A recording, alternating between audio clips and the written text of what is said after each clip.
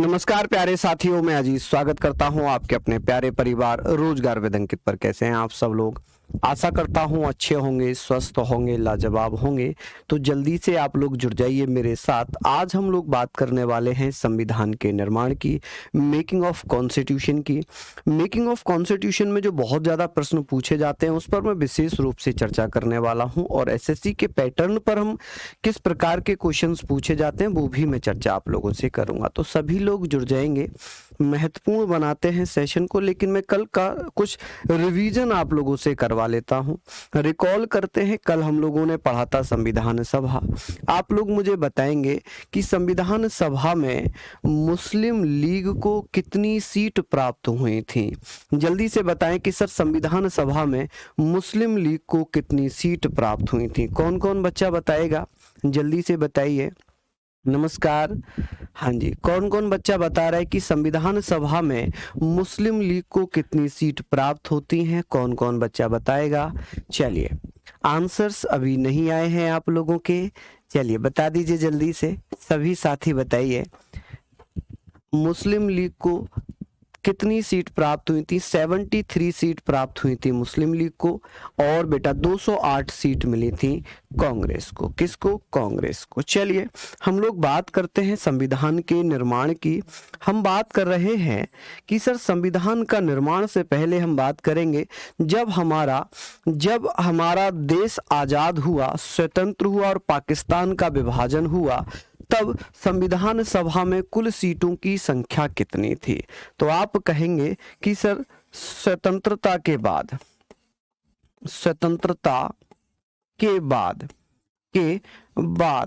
संविधान सभा में सीटों की संख्या कितनी थी, वो हम पहले पढ़ लेते हैं, फिर उसके बाद हम लोग आगे चलेंगे।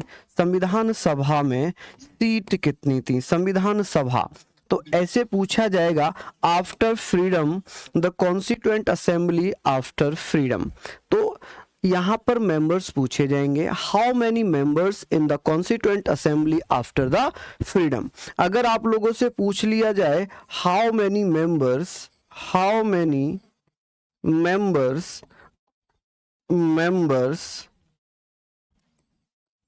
In the constituent assembly in the constituent. बहुत सारे बच्चे मुझसे कह रहे थे सर आप इंग्लिश में नहीं लिखते हो। हालांकि मैं आपको बता दूं, मैं हिंदी इंग्लिश दोनों ही लिखता हूं, लेकिन मैं बोलता हिंदी हूं इसलिए उनको ऐसा लगता है। तो कॉन्स्टिट्यूएंट यहाँ पर कॉन्स्टिट्यूएंट असेंबली, ठीक है जी, कॉन्स्टिट्यूएंट असेंबली। तो आप लोग बताइएगा भैया कितने मेंबर्स थे? तो आप लोग कहेंगे जब हमारा देश आजाद हुआ तो कुल सदस्य कितने थे? टोटल मेंबर थे 299। अगर 299 को भी मैं डिवाइड कर देता हूं, जैसे कि अगर मैं बात करूं सर प्रांतों से कितने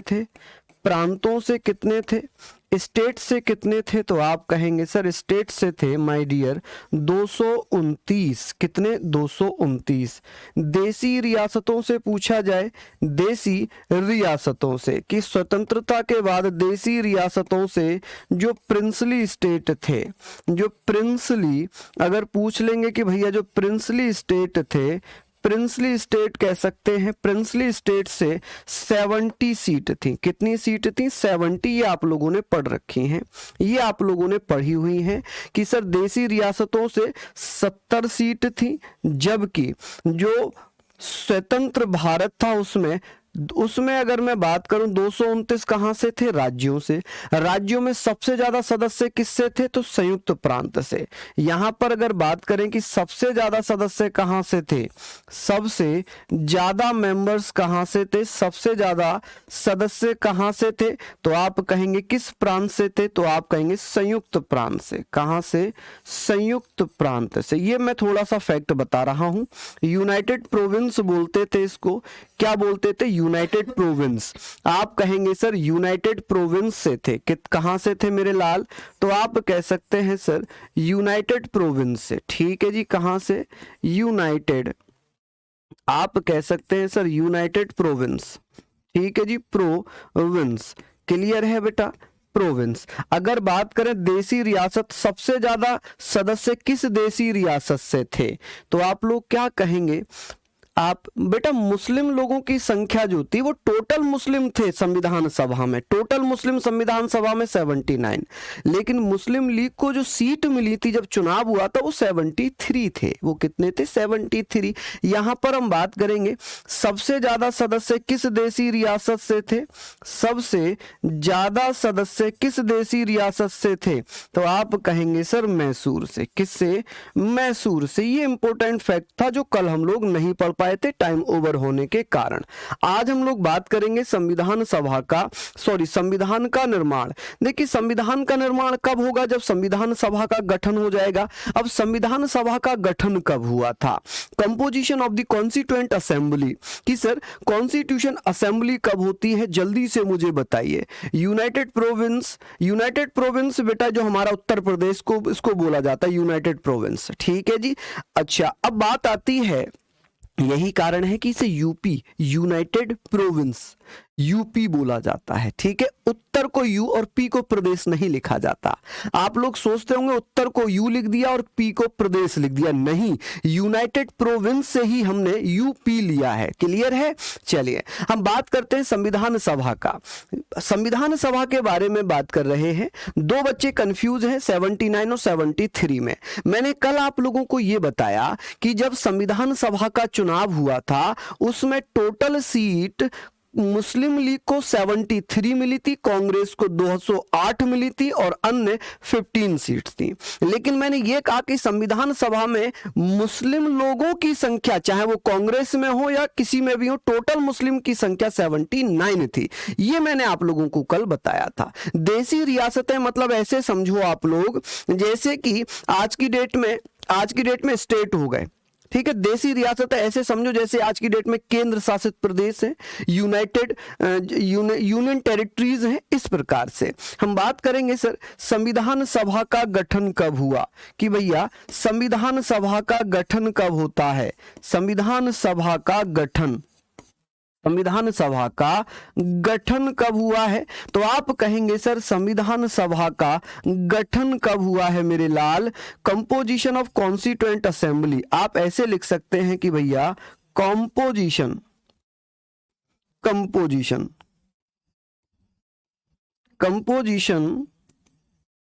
ऑफ कॉन्स्टिट्यूएंट असेंबली, आप कह सकते हैं कॉन्स्टिट्यूएंट असेंबली, ठीक है जी। चलिए हम बात कर लेते हैं कि सर ये बताइए कि संविधान सभा बनी थी, कब बन गई थी? 6 दिसंबर 1946 में ये बन जाती है, ठीक है जी। अब बात आती है कि सर ये बताएं कि संविधान सभा की पहली बैठक कब होती है? संविधान सभा की फर्स्ट बैठक कब होती है? इसकी फर्स्ट मीटिंग कब हो गई? अब जैसे ही मैं मीटिंग लिखूंगा, फर्स्ट मीटिंग या भैया प्रथम बैठक कब होती है, तो आप कहेंगे सर प्रथम बैठक कब होगी? तो आप लोग क्या बताइएगा कि सर फर्स्ट बैठक कब होगी? तो आप लोग बता देंगे कि संविधान सभा की जो पहली बैठक थी ये कब होती है? तो आप लोग क्या बताएंगे कि सर 11 दिसंबर को, 9 दिसंबर को, कब? तो ये जल्दी जल्दी से बता दीजिए। कल आपने 296 बताए थे, हाँ बिल्कुल बताए थे अंजलि शर्मा, बिल्कुल बताए थे 296।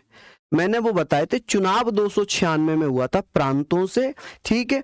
आपने ये ध्यान नहीं दिया, शायद आपने ये ध्यान नहीं दिया। ये स्वतंत्रता के बाद संविधान सभा है और कल जो हमने पढ़ी थी वो ब्रिटिश भारत की संविधान सभा थी जब पाकिस्तान अलग नहीं हुआ था। यहां पर पाकिस्तान अलग हुआ है इसलिए ये 299 है, और कल जो हमने पढ़ा था वो तब था जब पाकिस्तान भारत का हिस्सा था। जब पाकिस्तान अलग हुआ तो बहुत सारे सदस्य पाकिस्तान में चले गए, इसलिए लोगों की संख्या 389 से घटकर कितनी रह गई? 299 रह गई। 296 से कितने रह गए? 229 रह गए। 93 देशी रियासतों की जगह कितनी रह गए? 70 देशी रियासतें रह गई, ठीक है। ये मैंने आप लोगों को बता दिया है, ठीक है। अब आप इसको समझने का प्रयास करिए। अब इसकी पहली बैठक होती है भैया 9 दिसंबर 1946 में। कब हो जाती है? 9 दिसंबर 1946 में इसकी पहली बैठक हो गई।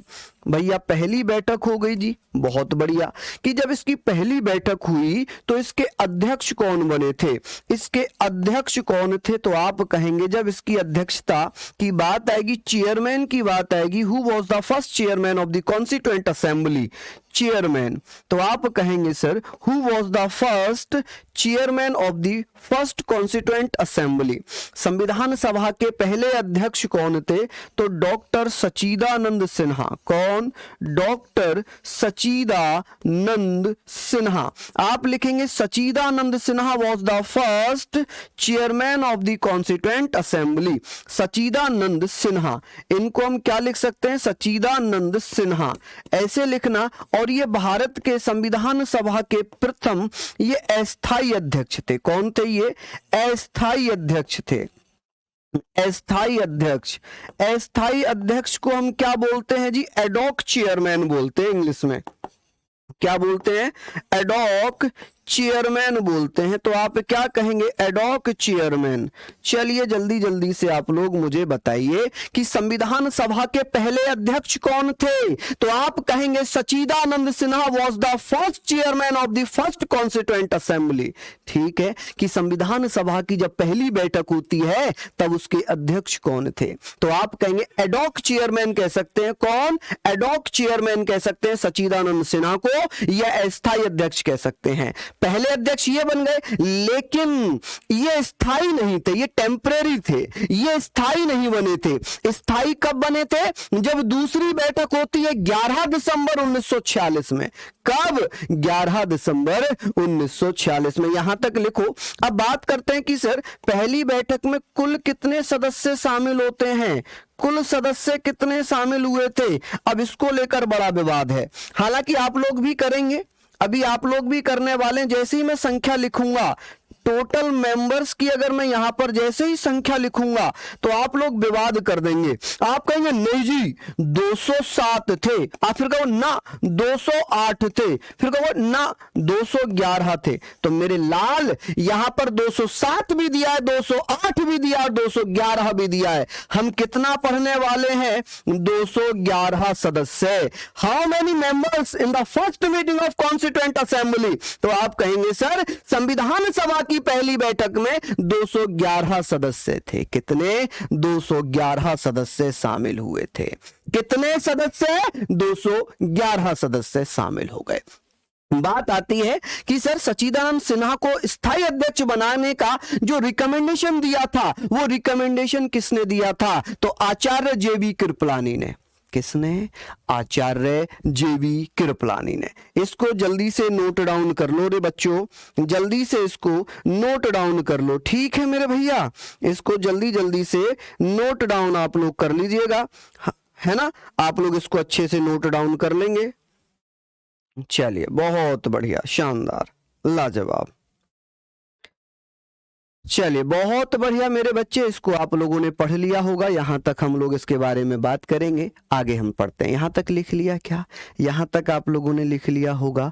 चलिए, ये बैठक हुई कहां पर थी, तो बैठक बेटा कहां पर होती है, आप कहेंगे सर ये बैठक कहां पर होती है। क्या हुआ भाई, ओहो, आप लोगों से पूछा जाएगा ये बैठक कहां पर होती है, दिल्ली में। कहां पर हुई थी ये बैठक, दिल्ली में होती है जी। कहां पर होती है ये बैठक, दिल्ली में। चलिए लिख लिया। अब बात करते हैं भैया सेकंड मीटिंग की, कि इसकी सेकंड बैठक कब होती है, सेकंड मीटिंग कब होती है।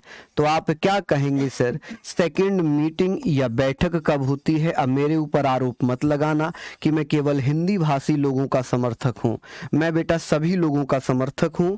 और एक बच्चा तो बेटा उसको मैं कितना भी प्यार करूं फिर भी वो मेरे अगेंस्ट ही रहता है। हालांकि मैंने आज उसको कॉल भी किया था, मैंने कॉल भी किया उसको टेलीग्राम पे, मैंने कि बताओ भाई आपको क्या समस्या है, मैं पूछ तो लूं कि भाई उसके मन में क्या है, उसके मन में क्या चीज है। तो वो भी मुझे पूछना था कि भाई हो सकता है कि मैं जो समझाने का प्रयास करता हूं उस मेरे प्यारे बच्चे को ना समझ में आ रहा हो।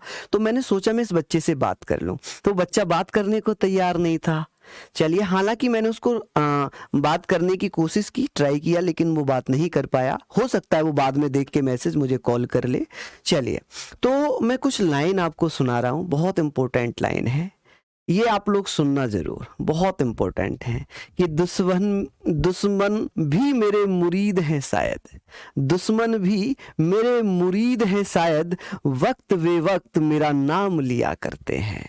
ये मैं जर्नली एक बता रहा हूँ, शायरी बहुत अच्छी शायरी है, ये बहुत शानदार शायरी है।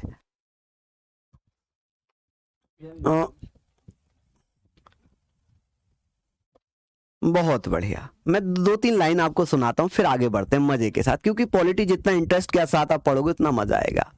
कि दुश्मन भी मेरे मुरीद हैं शायद, वक्त बेवक्त मेरा नाम लिया करते हैं, मेरी गली से गुजरते हैं छुपा के खंजर, और रूबरू होने पर सलाम किया करते हैं। मेरी गली से गुजरते हैं छुपाकर खंजर, रूबरू होकर सलाम किया करते हैं। तो आप लोग बेटा मेहनत करो, जो खंजर लेकर आपके सामने से निकल रहे हैं ना, जिस दिन आप सिलेक्शन ले लोगे उस दिन वो आपको जरूर नमस्कार करेंगे, वो आपको जरूर प्रणाम करेंगे। तो आप लोगों को ये प्रूफ करना है, ये सिद्ध करना है कि समाज में उगते को ही सलाम किया जाता है। तो आपको अपने आप को प्रूफ करना है, फिर सलाम आपके आगे अपने आप ही होने लग जाएंगे। चलिए यहाँ पर हम लोग बात करते हैं, अब बात कर रहे थे सेकंड बैठक की, हम बात कर रहे थे सेकंड बैठक की। ये होती है 11 दिसंबर 1946 में। कब? 11 दिसंबर 1946 में। अब बात करते हैं कि सर इसके अध्यक्ष कौन बनाए गए थे। अध्यक्ष या परमानेंट कह सकते हैं, या इसको स्थायी अध्यक्ष कह सकते हैं। ठीक है, पहले स्थायी अध्यक्ष कह सकते हैं, चेयरमैन कह सकते हैं, परमानेंट चेयरमैन आप इसको लिख सकते हैं कि भैया चेयरमैन कौन है। हिंदी इंग्लिश लिखने में थोड़ा समस्या तो होती है, टाइम ज़्यादा लगता है। आप कह सकते हैं sir doctor Rajendra Prasad. Doctor Rajendra Prasad was the first permanent chairman of the constituent assembly. Rajendra Prasad संविधान सभा के पहले स्थायी अध्यक्ष बने, और दूसरी बैठक में इनको स्थायी अध्यक्ष बनाया गया। कि ये बैठक कहाँ पर होती है बेटा? ये भी दिल्ली में ही हुई थी। कहाँ पर? दिल्ली में ये बैठक हो गई। अब बात करते हैं, आप लोगों ने पढ़ा होगा कि सर इस बैठक में 2 डिप्टी चेयरमैन थे, 2 उपाध्यक्ष। आप लोगों ने एक का नाम तो पढ़ रखा होगा, उपाध्यक्ष, 2 डिप्टी चेयरमैन। उपाध्यक्ष का मतलब होता है डिप्टी चेयरमैन। तो आप कहेंगे सर डिप्टी चेयरमैन थे 2। कौन कौन से थे डिप्टी चेयरमैन? मैं आप लोगों के कमेंट में देखना चाहता हूं कि आप लोगों को सच में जो मैंने पढ़ाया था वो याद भी है यूट्यूब पर या नहीं। तो आप कहेंगे कि सर 2 डिप्टी चेयरमैन थे, कौन कौन थे मेरे लाल? आप कहेंगे एक कौन थे भैया? एक जल्दी से बता दो, मैंने देखना है कमेंट में कि कौन कौन डिप्टी चेयरमैन थे। ठीक है बेटा, हाँ जी, बीटी कृष्णाचारी जी थे। और आप कहेंगे सर HC मुखर्जी थे। HC मुखर्जी, हीरेंद्र चूरन मुखर्जी इनका नाम है।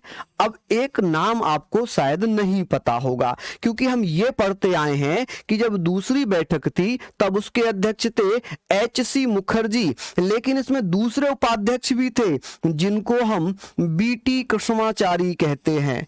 BT कृष्णमाचारी। आप कहेंगे सर 2 उपाध्यक्ष बने थे दूसरी संविधान सभा की बैठक में। दिल पर हाथ रखकर सच बताना, किस किस को ये नाम पता था? किस किस को ये नाम पता था कि BT कृष्णमाचारी? कहीं कहीं ये बी लिखा है, कहीं वी लिखा है, तो ईमानदारी से बताना ये नाम किस किस को पता थे। चलिए, हमने यहाँ पर पढ़ लिया। एक नाम यहाँ पर और लिखना, यहाँ पर एक नाम और लिखना कि सर ये तो हमने पढ़ लिया, एक बार ये नाम और बता दीजिए कि जब पहले वक्ता कौन बने थे। यहाँ के पहले वक्ता कौन बने थे? पहले वक्ता कौन थे? तो आप लोग इसको बता देना कि सर इसके प्रथम वक्ता कौन थे। प्रथम वक्ता अगर पूछ ले, प्रथम वक्ता कौन थे? प्रथम वक्ता या स्पीकर, वक्ता मतलब होता है स्पीकर, कौन थे? जो वक्ता होता है ना वो स्पीकर कहलाता है। कि संविधान सभा के पहले वक्ता या पहले स्पीकर कौन बने थे, उनका नाम क्या था? तो उनका नाम था एस राधा कृष्ण। कौन? एस राधा कृष्ण। याद रखेंगे, S Radha Krishna was the first speaker of the first meeting of constituent assembly. S Radha Krishna was the first speaker of the first constituent assembly. ठीक है, चलिए अब बात यहां पर आ गई कि सर ये हमने पढ़ लिया, यहां पर हमने पढ़ लिया कि सर ये बन गए थे। ठीक है, अब संविधान सभा के इसी में भैया संवैधानिक सलाहकार चुने गए थे। Who was the first constitutional advisor? चलिए बताइए, संवैधानिक सलाहकार कौन थे? संवैधानिक सलाहकार किसको नियुक्त किया गया था? सलाहकार, कि भैया संवैधानिक सलाहकार किसको बनाया गया था? Constitutional advisor. आप कहेंगे सर कॉन्स्टिट्यूशनल एडवाइजर कौन थे? कॉन्स्टिट्यूशनल एडवाइजर किसको बनाया गया था? जल्दी जल्दी से बताइए एडवाइजर। तो आप कहेंगे सर कॉन्स्टिट्यूशनल एडवाइजर या संविधान सभा के संवैधानिक सलाहकार किसको बनाया गया था? चलिए बता दीजिए। तो आप कहेंगे भैया किसको? B N Rao. बहुत बढ़िया विमल भारती, बहुत शानदार, लाजवाब। अरविंद द्विवेदी, बहुत बढ़िया। हाँ जी, नोट्स जैसे जैसे मैं लिखता हुआ चल रहा हूं वैसे वैसे आप नोट्स बनाते हुए चलो। तो आप कहेंगे सर एडवाइजर थे जिनका नाम था बी एन राव। कौन? B N Rau. B N Rau का पूरा नाम था बेनेगल नरसिंह राव। बेनेगल नरसिंह राव। ठीक है, बेनेगल नरसिंह राव, बेनेगल नरसिंह राव। ठीक है जी, बेनेगल नरसिंह राव इनका पूरा नाम है। अब बात आती है कि सर ये हमने बना दिए। ठीक है, अब संविधान सभा के सचिव कौन बने थे? कि सर ये बताइए संविधान सभा के सचिव या सेक्रेटरी कौन बने थे? आपसे पूछा जाएगा कि भैया सेक्रेटरी कौन बने थे, तो आप लोग क्या बताइएगा कि सर सेक्रेटरी कौन बने थे? जल्दी जल्दी से बता दीजिएगा कि भैया सेक्रेटरी कौन बने थे। तो आप कहेंगे एच वी आर आयंगर। कौन थे भैया secretary? H V R Iyengar. मैं आपको याद कराता हूं इनको, एच वी आर आयंगर। ठीक है, मैं इसको याद कराता हूं कि जब संविधान सभा की दूसरी बैठक कब होती है? दूसरी बैठक कब होती है? अंजलि पाल। ओके, बहुत बढ़िया। दूसरी बैठक कब होती है? 11 दिसंबर 1946 में। कहां पर? Delhi.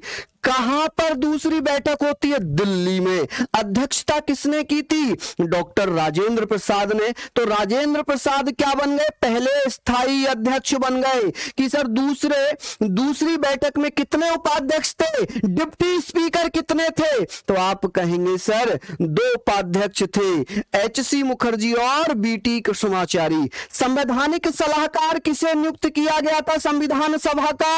Who was the constitutional advisor of the constituent assembly? तो आप कहेंगे सर बी एन राव थे। कौन? B N Rao. क्या नाम था? बेनेगल नरसिंह राव। संविधान सभा के सचिव कौन थे?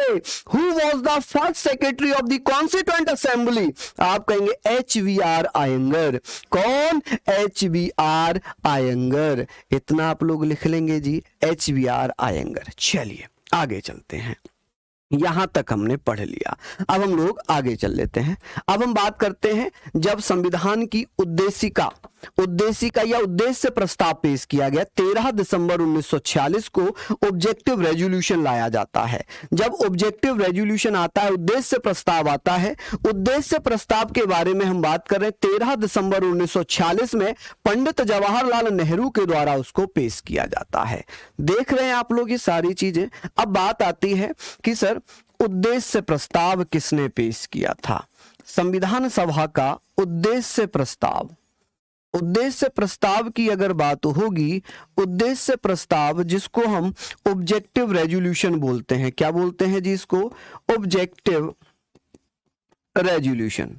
कि सर ऑब्जेक्टिव रेजोल्यूशन कब आता है?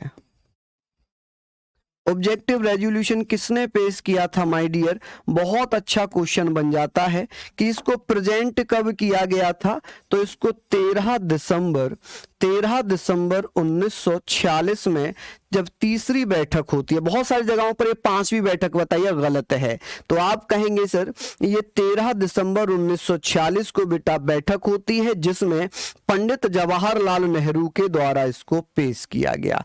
इसे पेश किसने किया था, इसे प्रेजेंट किसने किया था, तो आप कहेंगे सर इसको प्रेजेंट किया था पंडित जवाहरलाल नेहरू ने। किसने, पंडित जवाहरलाल नेहरू। अब बच्चों आप लोग बोलोगे सर जवाहरलाल नेहरू भी अंग्रेजी में लिख दो, नहीं लिखूंगा, नाम तो आप अपने आप लिख सकते हैं, पंडित जवाहरलाल नेहरू। नेहरू, ठीक है जी, नाम तो आप लोग लिख ही सकते हैं कि भाई इन्हें कुछ और थोड़ी बोल सकते हैं, वही बोलेंगे। किसके द्वारा, पंडित जवाहरलाल नेहरू, बाय पंडित जवाहरलाल नेहरू। अब बात करते हैं सर उद्देश्य प्रस्ताव। उद्देश्य प्रस्ताव को स्वीकार कब किया गया, कि सर इसे स्वीकार कब किया जाता है, तो आप कहिएगा कि इसको एक्सेप्ट कब किया जाता है, तो आप लोग यहां पर क्या बताएंगे कि सर इसको एक्सेप्ट कब किया गया। कौन बच्चा बताएगा कि इसको एक्सेप्ट कब किया गया है। इसे एक्सेप्ट किया गया जी माय डियर 22 जनवरी 1947 में, 1947 में वाय कॉन्स्टिट्यूएंट असेंबली संविधान सभा के द्वारा, कॉन्स्टिट्यूएंट असेंबली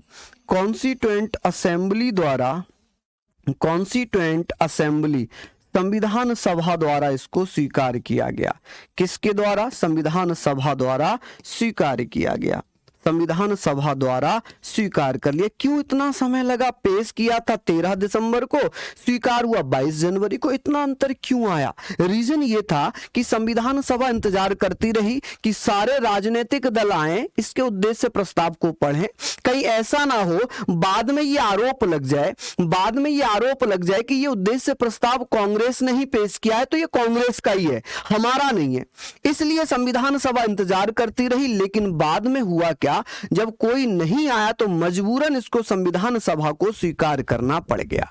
ठीक है, इसमें टोटल आर्टिकल्स आप लोगों ने नहीं पढ़े होंगे, मैं बता देता हूं, यूट्यूब पर तो मैंने बता दिए हैं। इसमें टोटल आर्टिकल्स जो थे प्रस्तावना में, अब आपको सर जी तो पागल हो गए, भैया पागल हो गए, प्रस्तावना में अनुच्छेद थे, हाँ 8 अनुच्छेद थे, कि इसमें टोटल 8 आर्टिकल थे।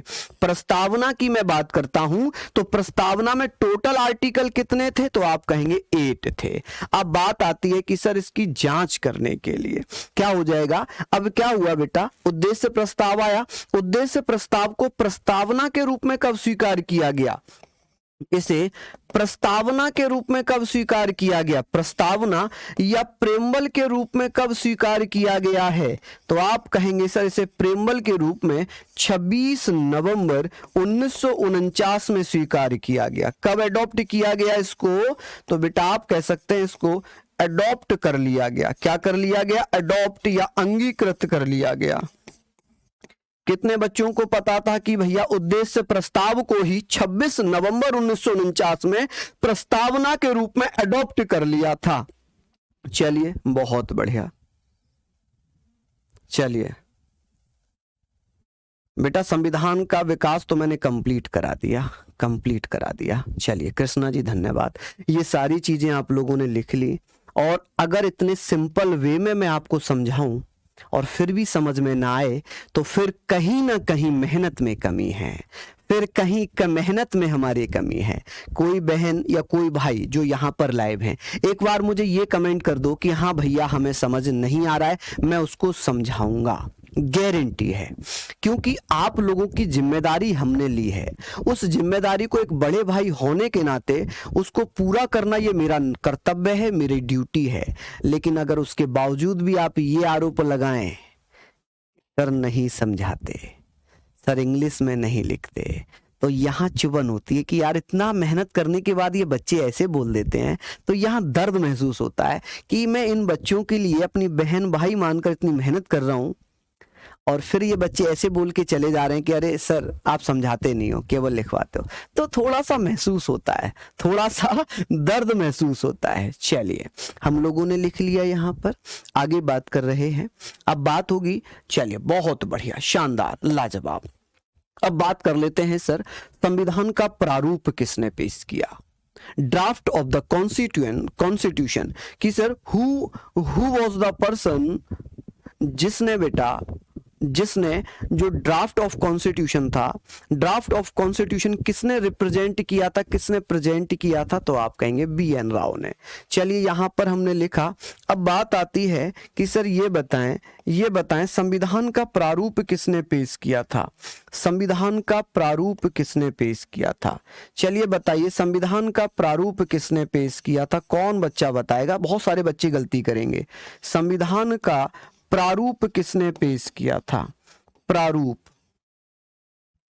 तैयार किया, संविधान का प्रारूप तैयार किसने किया था?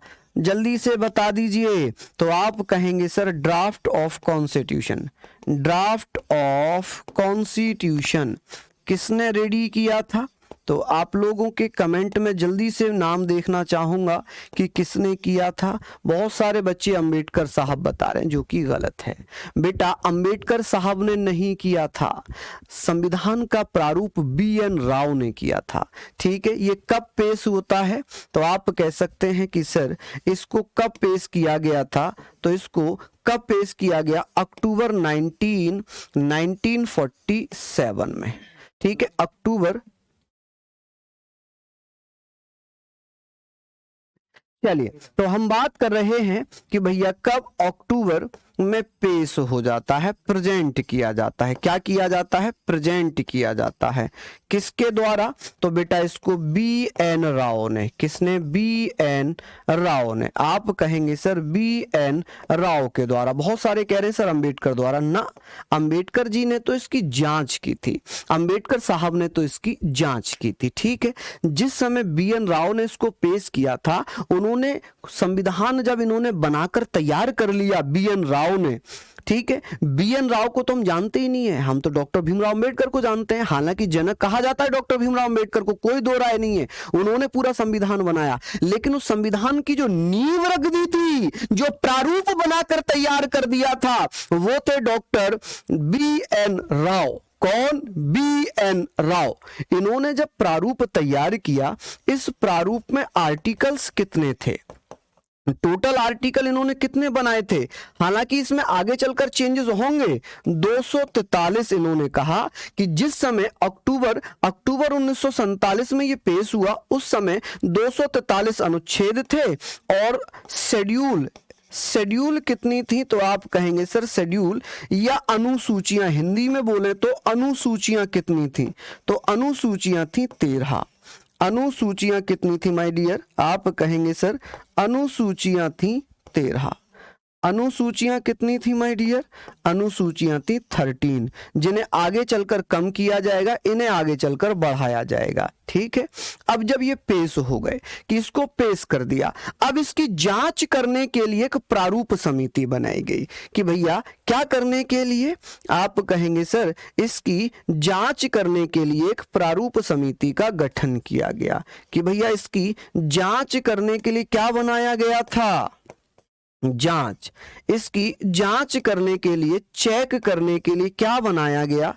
चेक या जांच करने के लिए क्या बनाया गया था? तो आप कहेंगे सर एक कमेटी बनाई गई थी जिसे प्रारूप समिति, एनालिसिस कह सकते हैं इसको। हाँ, चेक कर लें, इसको एनालिसिस कह सकते हैं। कोई बहुत बड़ी बात नहीं है कि इसको आप एनालिसिस कह सकते हैं। क्या कह सकते हैं जी? इसको एनालिसिस कह सकते हैं कि भैया जो एनालिसिस हुआ था, वो यहां पर हम बात कर रहे हैं कि सर जो एनालिसिस हुआ था, एनालिसिस, आप कहेंगे सर जांच करने के लिए प्रारूप समिति बनाई गई थी। क्या? प्रारूप समिति बनाई गई थी। प्रारूप समिति का गठन हुआ। प्रारूप समिति को ड्राफ्टिंग कमेटी कहते हैं। क्या कहते हैं? ड्राफ्टिंग कमेटी कहते हैं। अब ड्राफ्टिंग कमेटी हम लोग पढ़ने वाले हैं माय डियर। ड्राफ्टिंग कमेटी कि भैया ड्राफ्टिंग कमेटी बनी थी। क्या बनी थी जी? ड्राफ्टिंग कमेटी, ठीक है कि सर ड्राफ्टिंग कमेटी बनाई जाती है, इसके अध्यक्ष कौन थे, कब बनी थी। हालांकि देखिए संविधान का प्रारूप कब पेश हुआ था, संविधान का प्रारूप कब पेश हुआ है, तो ये पेश हुआ अक्टूबर 1947 में, लेकिन जांच करने के लिए प्रारूप समिति पहले ही बना ली थी अगस्त में, पहले ही बना दी गई थी अगस्त में, ठीक है। चलिए ये सारी चीजें आप लोग एक बार नोट डाउन कर लीजिए, जल्दी से नोट डाउन कर लीजिए। अरविंद द्विवेदी कह रहे हैं कि एक बार बताइए क्या भैया 1947 नहीं 1946 नहीं 47, 1947, ठीक है। कब पेश हुआ है ये, अक्टूबर 1947, ठीक है जी। यहाँ पर अब बात करते हैं, ये सारी चीजें हम लिख रहे हैं, तो अपने आप को कभी भी डाउट में मत रखना कि ये ऐसे होगा, एब्जप्शन तो लगाना ही मत, उसको एज्यूम अपने तरफ से बिल्कुल मत करना, बिल्कुल भी एज्यूम मत करना। सविता माय डियर बहन धन्यवाद। चलिए बिल्कुल मेरे बच्चों लिख लिया होगा। अब बात करते हैं मेरे बच्चों, बच्चे मैं इसलिए बोल देता हूं कि छोटे भाई बहन को जो है बच्चों के समान ही माना गया है, ठीक है। बड़ा भाई एक गार्जियन के रूप में होता है, तो इसलिए वो अपने छोटे भाई बहन को बच्चे बोल सकता है। चलिए हम बात कर रहे हैं प्रारूप समिति की, किसकी, प्रारूप समिति। हम बात यहां पर करेंगे प्रारूप समिति कि सर प्रारूप समिति को हम क्या क्या कहते हैं, इसे हम मसौदा समिति कहते हैं। क्या कहते हैं, मसौदा समिति। आप लिखना मसौदा समिति। चलिए बहुत बढ़िया, मसौदा समिति, ड्राफ्टिंग कमेटी हम इसको कह सकते हैं। क्या कह सकते हैं, इसको हम ड्राफ्टिंग कमेटी कहेंगे, ड्राफ्टिंग कमेटी हम कहेंगे, ठीक है जी। ड्राफ्टिंग कमेटी हम इसको कह सकते हैं, ड्राफ्टिंग कमेटी, ठीक है जी। ड्राफ्टिंग कमेटी कि सर ये कब बनी थी, इसको कब कंपोज्ड किया गया, कि सर इसका गठन कब होता है, गठन या इसको कंपोजिशन, कंपोज्ड कब किया गया, ऐसे लिख लो कंपोज्ड, ठीक है। कब किया जाता है या कंपोजिशन कब किया जाता है, ऐसे लिख लो कि सर इसका कंपोजिशन कब किया गया था, तो आप कहेंगे सर इसे पहले ही बना लिया गया था 29 अगस्त 1947 में। हालांकि प्रारूप बाद में पेश किया गया है अक्टूबर 1947 में, लेकिन जांच करने के लिए कमेटी पहले ही बना दी गई थी, ठीक है। इसके अध्यक्ष कौन बनाए गए थे, इसके अध्यक्ष थे डॉक्टर राजेंद्र प्रसाद थे, भीमराव अंबेडकर थे, कौन थे, तो आप कहेंगे इसके अध्यक्ष या चेयरमैन थे BR अंबेडकर साहब। कौन थे, BR अंबेडकर, ठीक है। BR अंबेडकर साहब, BR अंबेडकर साहब कौन थे, इसके अध्यक्ष थे। कौन, BR अंबेडकर साहब इसके अध्यक्ष थे। इसमें अन्य सदस्य भी थे, इसमें अन्य सदस्य कितने थे, अन्य सदस्य थे बेटा 6। टोटल कितने थे बेटा इसमें, अन्य सदस्य 6 थे। टोटल कितने थे बेटा इसमें, टोटल 1 + 6 = 7। तो आप कहेंगे सर इसमें कुल सदस्य कितने थे, एक अध्यक्ष 6 अन्य सदस्य। अब बेटा सदस्य पहले लिखते हैं फिर इसके हम काम बताएंगे। तो इसमें पहले सदस्य की बात करते हैं, एक सदस्य कौन थे, KM मुंशी, कन्हैयालाल मणिकलाल मुंशी, कन्हैयालाल मणिकलाल मुंशी, ठीक है। M सादुल्ला, मोहम्मद सादुल्ला नाम था उनका, सादुल्लाह, ठीक है। N Gopal Swami Iyengar, N Gopal Swami Iyengar, N Gopal Swami Iyengar, Gopal Swami Iyengar, ठीक है जी। N गोपाल स्वामी आयंगर। चलिए चौथे नंबर पे हम बात करते हैं, चौथे नंबर पे हम बात करेंगे तो यहाँ पर आप लोग लिख सकते हैं कि सर और कौन कौन थे, M कृष्ण थे, अलादी कृष्णा स्वामी अय्यर, कौन थे भैया, अलादी कृष्णा स्वामी अय्यर, कौन, कृष्णा स्वामी अय्यर, कृष्णा स्वामी अय्यर, ये आप लोग लिख सकते हैं। अच्छा पांचवें नंबर पे थे बेटा कौन, DP खैतान की जगह N माधव राव आते हैं। DP खैतान थे लेकिन DP खैतान की जगह कौन आते हैं, BL मित्र आते हैं N माधव राव के स्थान पर। N माधव राव थे, कौन थे, N माधव राव, N माधव राव। तो आप कहेंगे सर BL मित्र के स्थान पर कौन आ गए थे, N माधव राव। ये N माधव राव किसके स्थान पर आए थे, तो आप कह सकते हैं सर ये BL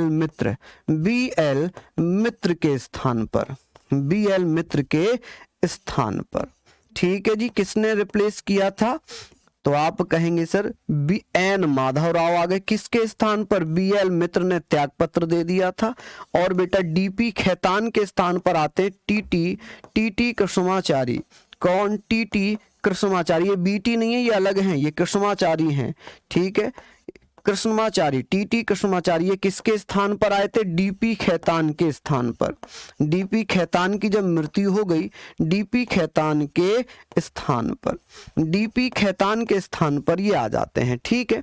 अच्छा, अब हुआ क्या है कि भैया इन्होंने अपनी रिपोर्ट कब पेश कर दी थी? इसका गठन हमने पढ़ लिया। इन्होंने अपनी रिपोर्ट कब पेश की थी? आप कहेंगे सर इन्होंने अपनी रिपोर्ट कब पेश कर दी थी?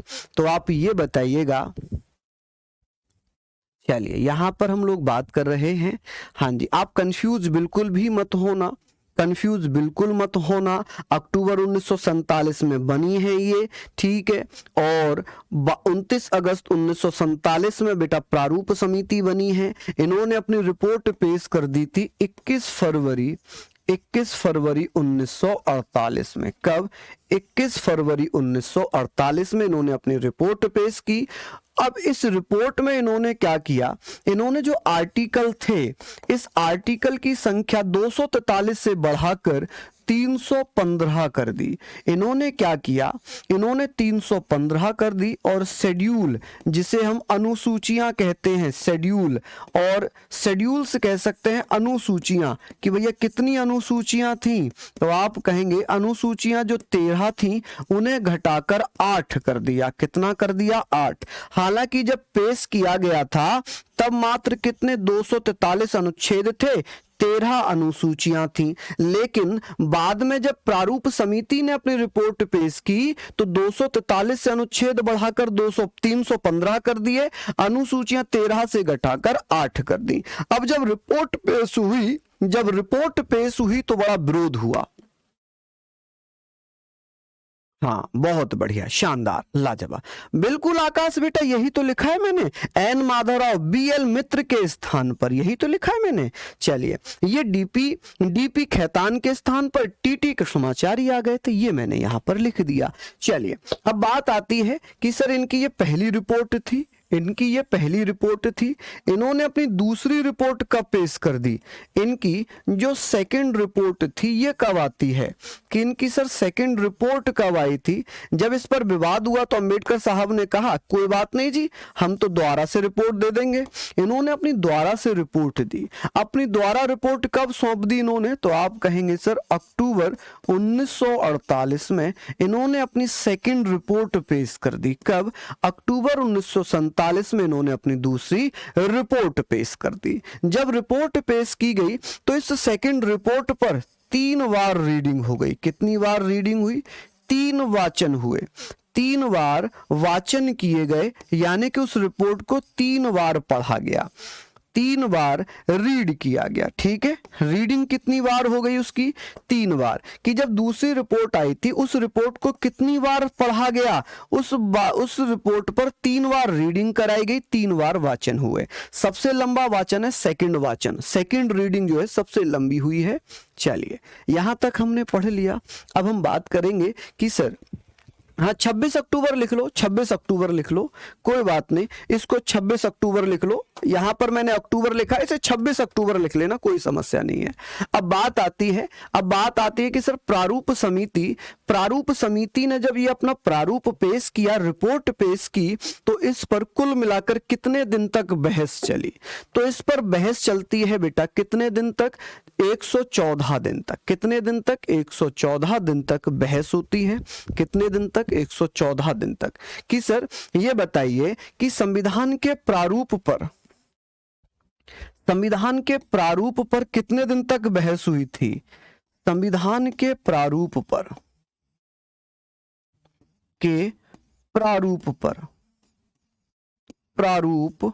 पर जिसे ड्राफ्ट ऑफ कॉन्स्टिट्यूशन कहते हैं, ड्राफ्ट ऑफ कॉन्स्टिट्यूशन कि सर ये बताइए, कॉन्स्टिट्यूशन की बात यहां पर है कि कितने दिन तक कॉन्स्टिट्यूशन पर बहस होती है? कि सर इस पर बहस कितने दिन तक होती है? तो आप कहेंगे सर बहस या बेटा डिबेट की अगर बात होगी कि सर डिबेट कितने समय तक होती है, तो 114 दिन तक। कितने दिन तक? 114 दिन तक, 114 डेज। ठीक है जी, 114 दिन तक। कितने डेज तक बेटा? 114 दिन तक। कि सर कुल बैठकें कितनी हुई संविधान सभा की? कुल बैठकें कितनी होती हैं? कुल बैठक संविधान सभा की कुल बैठक, टोटल मीटिंग्स कितनी हुई थी? तो मीटिंग्स होती हैं माय डियर 105। अब इन बैठक पर जो कार्य दिवस थे, वर्किंग डे, कि भैया कार्य दिवस कितने थे इनके? कार्य दिवस का मतलब क्या होगा कि कितने दिन तक ये बैठकें चली थी। वर्किंग डेज की अगर मैं बात करूं, वर्किंग डेज की बात की जाएगी तो 105 होती हैं। ठीक है जी, चलिए बहुत बढ़िया, 105 हो गई। ठीक है, चलिए कि भैया कितने दिन तक उन पर, इन बैठकों पर ये बैठकें कितने दिन तक चली थी? तो आप कहेंगे सर ये बैठकें 165 दिन चली। हालांकि आपको ये कहीं कहीं 166 दिन देखने को मिलेगा, 166 नहीं है, 166 नहीं है। ठीक है जी, चलिए अब बात ये कर लेते हैं कि सर ये हमने पढ़ लिया कि समय कितना लगा बनाने में, समय या इसको लिखने में समय कितना लगा, टाइम। तो आप कहेंगे टाइम लगा है 2 साल 11 महीने, 2 साल 11 महीने 18 दिन। ठीक है, 2 साल 11 महीने 18 दिन का समय लगा। इसको हाथों से किसने लिखा है? हाथों से, बाय हैंड, हाथों से लिखा। किसने लिखा है बेटा इसको? तो प्रेम बिहारी नारायण रायजादा ने। किसने? प्रेम बिहारी नारायण रायजादा। आप कहेंगे नारायण रायजादा। ठीक है, नारायण रायजादा। ठीक है जी, नारायण रायजादा, ज्यादा लिखना, जायदा मत लिखना। नारायण रायजादा के द्वारा। बात होगी भैया सजावट किसने की थी संविधान पर, सजावट या डिजाइनिंग किसने की है? तो आप कहेंगे नंदलाल बोस ने। किसने? नंदलाल बोस, नंदू बोस भी कहते हैं, लिख लेना ब्रैकेट में। और जो पीडीएफ बना रहे हैं बच्चा वो जरूर लिखना कि नंदलाल बोस, ब्रैकेट में नंदूलाल बोस लिख देना। ठीक है, नंदलाल बोस द्वारा सजावट की जाती है। और प्रस्तावना को किसने सजाया था? कि जो प्रेम्बल है, प्रस्तावना है, प्रेम्बल, जिसको हम क्या बोलते हैं? प्रस्तावना को प्रेम्बल बोलते हैं। कि प्रेम्बल पर सजावट किसने की थी? प्रेम्बल पर सजावट किसने की थी? तो आप कहेंगे भैया प्रेम्बल पर सजावट होती है, कौन करते हैं? तो आप कहेंगे क्या नाम था जी उनका? तो आप कहेंगे सर उनका नाम क्या है? उनका नाम है राजनारायण सिन्हा। क्या नाम है? राजनारायण सिन्हा। तो आप कहेंगे क्या नाम है बेटा उनका? राजनारायण सिन्हा। ठीक है जी, तो आप क्या कह सकते हैं, क्या नाम था उनका? राम मनोहर सिन्हा। माफी चाहूंगा, क्या नाम था? राम मनोहर सिन्हा। ठीक है जी, राम मनोहर सिन्हा। ठीक है जी, इन्होंने क्या किया था? सजावट की थी। क्लियर हो गई चीजें यहां पर? चलिए बहुत बढ़िया। अब बात करते हैं कि सर संविधान को हाथों से भी लिख दिया गया है। कि ये जो हाथों से लिखा था, इन्होंने इंग्लिश प्लस हिंदी दोनों में लिखा था, इंग्लिश प्लस हिंदी दोनों में ही लिखा था। और इन्हें हाथों से लिखने में 6 महीने का समय लगा। कितने महीने लग गए? 6 महीने। लेकिन ये हिंदी लिख रहे थे कर्सिव, तो इसका हिंदी संस्करण किसने लिखा है? अगर हाथों से हिंदी संस्करण किसने लिखा है संविधान का? हिंदी संस्करण। तो आप कहेंगे सर हिंदी संस्करण किसके द्वारा लिखा गया है? संस्करण। तो आप क्या कह सकते हैं कि इसका हिंदी संस्करण वसंत कृष्ण वैद्य ने, वसंत कृष्ण वैद्य। आप कह सकते हैं वसंत कृष्ण वैद्य द्वारा बेटा इसको हिंदी वर्जन में लिखा गया है। यहां पर भी हिंदी थी लेकिन ये कर्सिव थी, तो इसका ओरिजिनल हिंदी जो है, हिंदी संस्करण किसने लिखा है? तो ये लिखा है। एक बच्चा कह रहा है सर 105 मीटिंग है, 165 दिन कैसे? बिल्कुल राजकमल, मैं इसका जरूर आपको निवारण देता हूं। कोई कोई बैठक ऐसी थी जो 2 से 1 दिन से ज्यादा चली, जैसे आज जैसे 5वीं बैठक स्टार्ट हुई तो ये 5वीं बैठक 1 दिन 2 दिन 3 दिन ऐसे चली। तो इस प्रकार से जो वर्किंग डेज थे उन बैठकों के वो 165 हो गए। बैठक टोटल कितनी हो गई? 105 हो गई। कोई कोई बैठक 1 दिन 2 दिन से ज्यादा चली, इस कारण वर्किंग डेज 165 हो गए, टोटल बैठक 105 हो गई। क्लियर? अब तो कोई दिक्कत नहीं है, अब तो कोई दिक्कत नहीं है। चलिए, हाँ जी, बहुत बढ़िया। आगे हम बात करते हैं, यहां तक आप लोग लिख लीजिए कि भैया इसको बनाने में कुल रुपया कितना खर्च हुआ, कि भैया कुल रुपया कितना खर्च हुआ। तो ये लिख लीजिए आप लोग, मैं आगे लिखता हूं, यहां तक आप लोग लिखें। कुल खर्च बेटा 64 लाख, लगभग 64 लाख। टोटल अगर बात करेंगे एक्यूरेट की तो 63,96,729, 63,96,729 रुपीज, अप्रोक्स 64 लाख। ठीक है, बहुत बढ़िया। हाँ जी, लिख लिया यहां तक आप लोगों ने। चलिए, बहुत बढ़िया। अब ये हमने पढ़ लिया, ये तो हो गई बैठकें।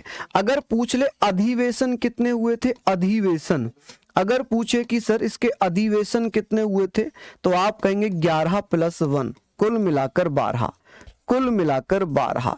तो आप कहेंगे सर अधिवेशन कितने थे, सेशन कितने हुए थे, सेशन अगर पूछ ले कि सर सेशन कितने हुए थे संविधान सभा के, तो 12। ठीक है जी, 1 + कितने, तो यहां पर आप लोग लिख लेंगे सारी चीजों पर। चलिए आगे बात करते हैं। ओहो, समय हमारा गया। चलिए कल यहां से ही कंटिन्यू करेंगे, यहां से कंटिन्यू करेंगे। खर्च कितना हुआ, इन सारी चीजों पर हम बात करेंगे। अभी तो बहुत कुछ इसमें बचा है, उस पे हम कल कंटिन्यू करेंगे। कल हम संविधान का स्रोत पढ़ेंगे, लेकिन 10 मिनट हम इस पे चर्चा कर लेंगे क्योंकि अभी नेक्स्ट क्लास है। ठीक है बच्चे, आई होप आपको क्लास अच्छी लगी होगी, मेहनत आपको अच्छी लगी होगी।